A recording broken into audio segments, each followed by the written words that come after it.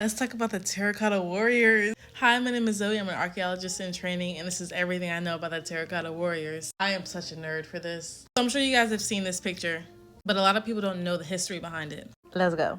Qin Shi Huang was born around 250 BCE.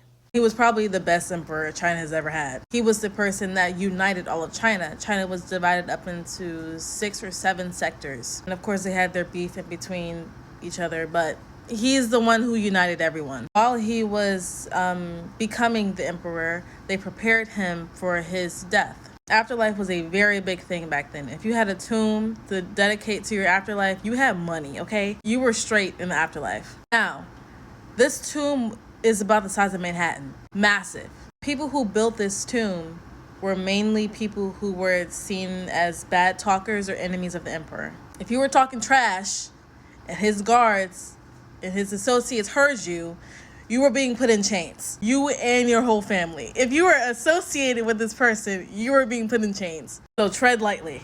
Warriors were probably the most important part of this tomb. So the more warriors, the better. He had about 8,000 warriors crafted by hand. All of them have different faces.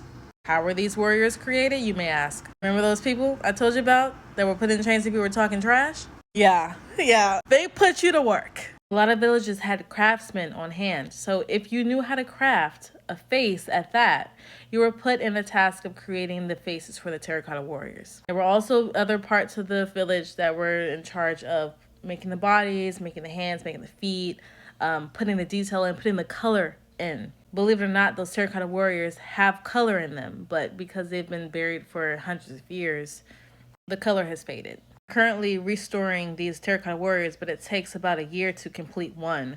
So I can't imagine at least 1,000 of them are destroyed.